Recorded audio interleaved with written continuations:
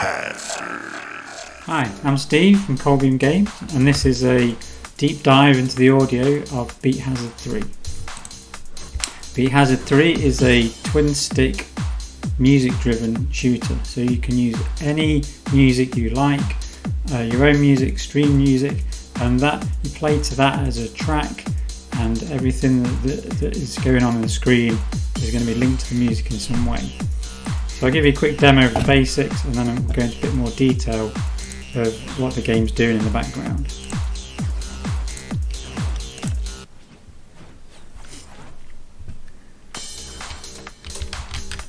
So one of the things to notice straight away is the music powering the weapons of the spaceship. So you can see the fire coming from the ship is linked to the music, intensity of different frequencies. If I power the spaceship right up, then it gets more and more intense. But it's not just the firepower of the ship, all the enemies, the way they move, the number of spaceships, and the rate that they fire is all linked to the music in some way. Some of it's very direct in that they pulse with the music. Other things are done more on the energy of the music over time. So for example, the energy might charge the ship's weapons up, and once the energy reaches a certain threshold, the ship will then fire. So some of it's not necessarily as apparent what's going on, but nonetheless it's still there happening in the background.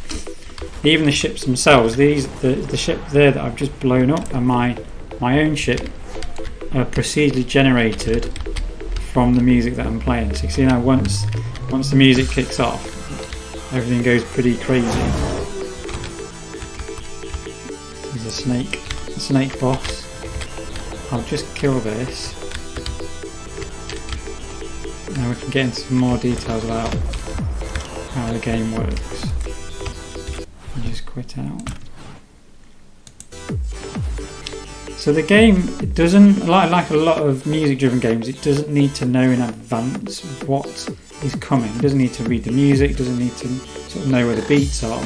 It reacts in real time in the same way, I guess, sort of nightclub lights or disco lights do.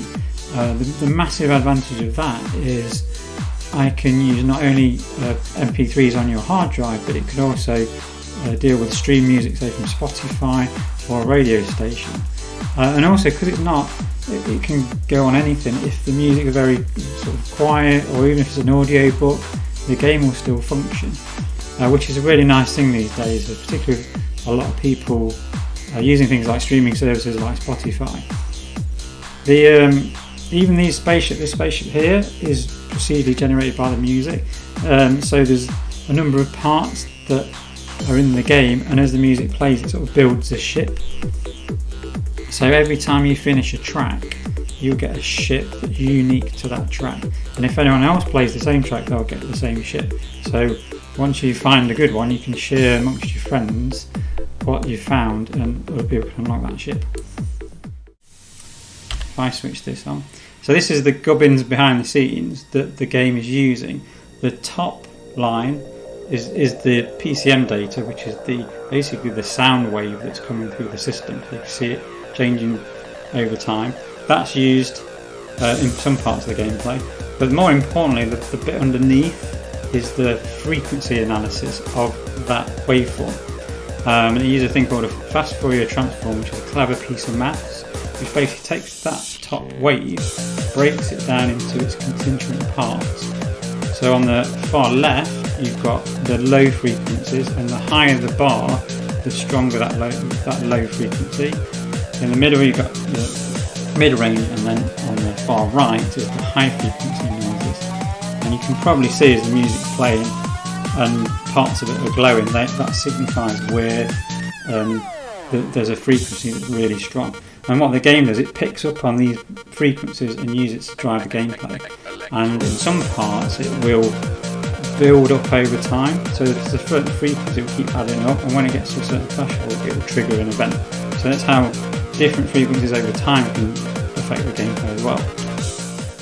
Another way that's brand new to Beat Hazard 3, in which the game uses music, is it enables you to create a whole galaxy from your music or a collection of 5 million Spotify tracks that's embedded in the game.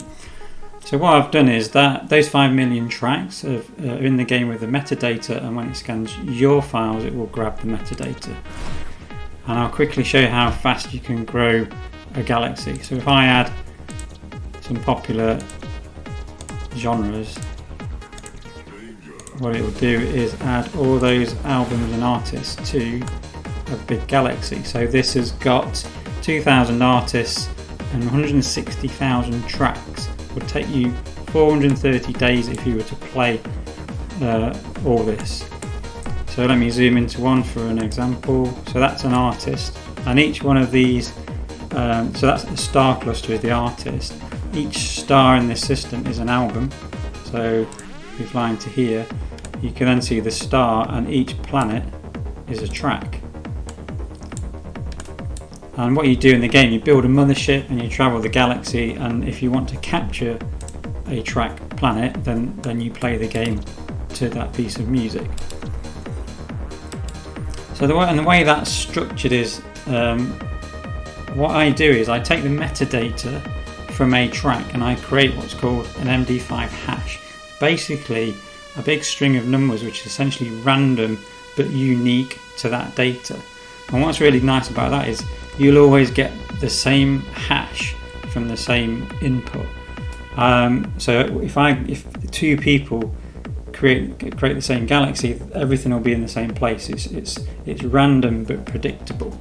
And then what I do is essentially place these in a sort of shape like a galaxy that's big in the middle and goes out to the edges and flattens out.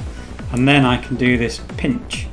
And what I do is apply a sine wave to the galaxy based on the number of arms, and then I add a twist depending on how far out the track is. So you can, once you've got that distribution, a sort of circular distribution, I can then squeeze and twist it to turn it into a galaxy, and then can apply colours. So that all that form there is coming from the metadata from the music, and that's used a lot throughout the game. For example, each time you complete a track, the game generates a unique spaceship for that track, and that is based on the hash from the data from that track. So you can see how I'm using music to create a galaxy, which is essentially a one-to-one mapping of artist, album, artist, album, track to star, cluster, planetary system, planet. So thank you for joining me on this audio deep dive of Beat Hazard 3. I hope you enjoyed it. I hope there's a few things in there that were interesting and makes you want to go and play the game. Thanks for watching.